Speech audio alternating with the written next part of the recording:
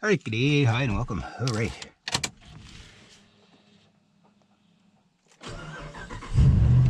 Thunder. Okay. It is warm. Yeah. Sometimes I kind of screw up between drive and reverse. You get a little bit ahead of yourself. Most of the time you automatically go in reverse, right? But sometimes, just sometimes. All right, so interesting little day, short day. Gotta watch truck doesn't get shot by the deer sprayer. Did not cut the grass today, too hot. But today, right down there in that garden,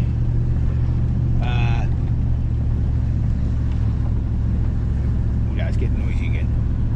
Hope my dog food cans ain't falling off.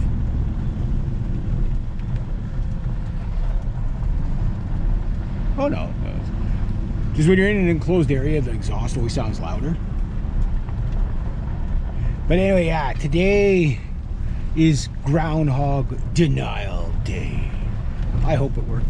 The little bugger head. Well, there goes my water. Don't crash into the fence. Hope nobody's coming. That hole. I gotta fill that hole. That's had the garage door repairman came by today. And it was one wire broken off. I should have seen that. I wouldn't have touched it. I don't touch electrical and I don't touch plumbing.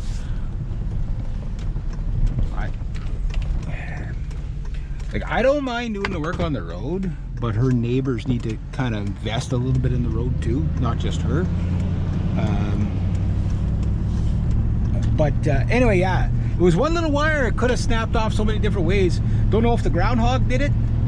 Like, getting rid of a groundhog's not too bad, but this is the Caddyshack groundhog. I kid you not. Have you ever seen the movie Caddyshack? It's that groundhog. It's him. So he's hard to get rid of. So she saw him on top. The little bugger might be climbing over the freaking fence. But I found a big hole. I guess just to slow down and stay on my side of the road. Suggest? Question mark? The chicken mesh fence, I guess it just come undone on the bottom, and once they find a way through, then they end up just pulling the whole thing.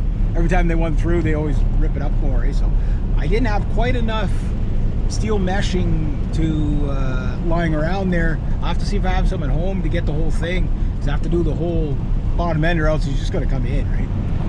But she said she saw him on top of the garden boxes. Like, I mean, that's pretty high up for a groundhog. I guess they can climb a little bit. You know, if there's food, if they can dig, they can climb, right? But I'm just like, if we can get enough of a deterrent so he doesn't wipe out our poor garden. Yeah, so that's groundhog. I do have a trap for them, but they're hard to get into a trap. They really are. Raccoon, no problem. Squirrel, no problem. Weasel, no problem. Skunk, no problem, except for getting rid of them. Groundhogs, I'm not saying they're smart, but they're picky. So you put salad and salad dressing in there, and they still don't go for it. Peanut butter, you usually catch everything else before you catch them, so they probably would go for peanut butter. Find a groundhog hole, put a little bit of peanut butter there, and see if they come out and eat it. Probably, like peanut butter is like, you can catch human beings with peanut butter, let alone animals, right? Like, you catch anything with, you catch a moose, you catch a bear, you catch anything with peanut butter. Deer, yeah. It'd be funny to watch, like, deer eating grapes and peanut butter. That would be the funniest thing to watch. It's like, if you ever give a grape to a dog, it's hilarious. Or peanut butter crackers to a dog, it's hilarious. They love it, but it's like it gets stuck to the roof of their mouth, and then the faces they make. But they like it's not cruel, but it's funny cruel. You know what I mean? Like, it's like, every time you put down peanut butter, he won't care. He'll sit there licking the roof of his mouth for like 2 days just because he loves it, right? Yeah. Found an interesting thing about the show dogs. Like, not like show dogs in the competitions, but like you know, like Little Lassie, Littlest Hobo, that kind of. The problem they with maybe not those dogs because they're old, you know, it's older stuff, but a lot of show dogs that you see doing like violent attacks in movies, a lot of times they have to CGI the tail because the dog's actually playing, and the dog likes to do that. I got to come here tomorrow and do the rest of that flower bed. That's gonna be nasty. But anyway, like the dogs are enjoying themselves so much they can't stop their tail from wagging, right? Because they're happy, right? So you see this violent dog attack in a movie like Cujo or something like that. Maybe not Cujo because he was a Rottweiler or whatever, but like a new version of it. It's like the dog's actually wagging his butt. You know, his tail's going a mile a minute, right? So, yeah, interesting. But it just shows you how good of people dogs are. It's like I'm getting paid to act, and always got the truck out. Yeah, that truck is just prestige. I still got a load of bricks in the back of this truck. I thought I saw scrap metal somewhere this morning. I did. Oh yeah, but it was on somebody's property, so I have to go knock on their door. That's how you do it, right? So yeah, so it's gonna be a short day. I'm gonna go get some provisions, if you can even guess what those provisions would be. And today you're gonna guess wrong. I know you're gonna guess wrong today, because I'm going to a different store and they don't have the normal provisions that I normally go for. There's an air hockey table back there. Oh, there. That's fun. That's brutality at its finest. Air hockey. There's a girl named Kayla. She doesn't live around here anymore, but this is like one of those really prissy girls. She's very sweet. She's very nice. You know, very nice, whatever. But very, you know, like very non-aggressive, very prissy, always trim and proper, always wearing a dress. You know, well done up and stuff like that. But when this chick plays air hockey, she is like, Sparta! Oh yeah, she's like total savage. Yeah, she's nearly killed me with the air hockey puck like 80 times. But like the rivalry between her, now mind you, I cheat, drives her nuts. But that's probably why she gets so furious. Yeah, fun though. Air hockey's a lot of fun. What do we got up here? A big bad Dodge with a trailer. Some Volvos out on the road. Oh, got tobacco. Oh, that's a trailer. That truck's got a Cummins diesel in it too. That's a nice setup. That's a nice setup like that. Like a gooseneck would be, well, at that point, if you're going like fifth wheel or gooseneck in a truck, you're going to be basically going commercial, because there's no gooseneck, I don't think, under 10,000 pound trailer. You know, there might be, but typically not, right? Gooseneck. Why would you get a gooseneck? Okay. Well, the reason why you get a gooseneck trailer or a fifth wheel, the gooseneck allows you to pretty much jackknife your truck and trailer without taking out the side of the box, right? You can get into really tight spots with it. Some say it distributes the weight a little bit differently too. Okay, fine.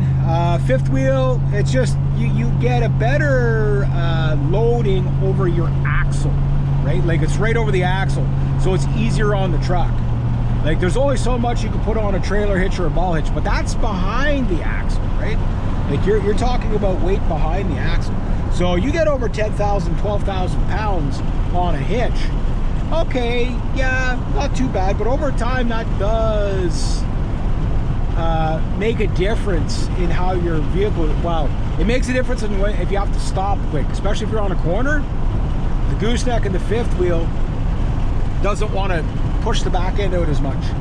I've never driven or like myself, but I've been in trucks with goosenecks, and you can notice it, like your front end ride's different. I think gooseneck is probably creme de la creme, but the drawbacks is the box is, you know, with fifth wheel or gooseneck, you're pretty much, that's it. You know, like the, you know, like there's not, you can't use the box.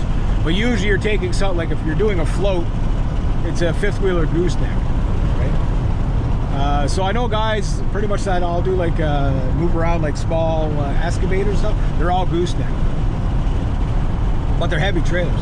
But if you got a gooseneck, like even a Ram 2500 like that with the Cummins diesel, it's not the power of the truck.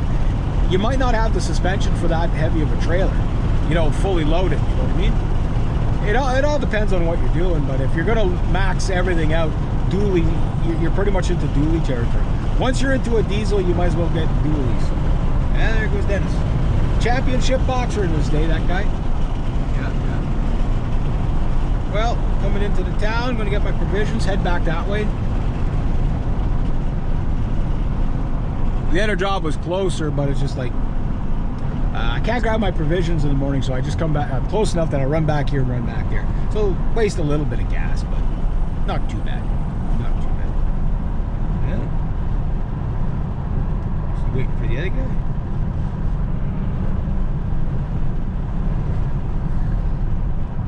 All these guys on these adventure bikes, they're always standing up when they go through the town. So I guess they must get crammed. Like on a sport bike, you can't stand up at all. Like, hey, little doggy. He's like, I got my head out the window. I'm a little doggy. Got my head out. I love little doggies. Doggies are the best people ever. Yeah. If everybody had, except for the butt smelling thing, if everybody was like a dog, it would be a very peaceful world. Except for the butt smelling thing.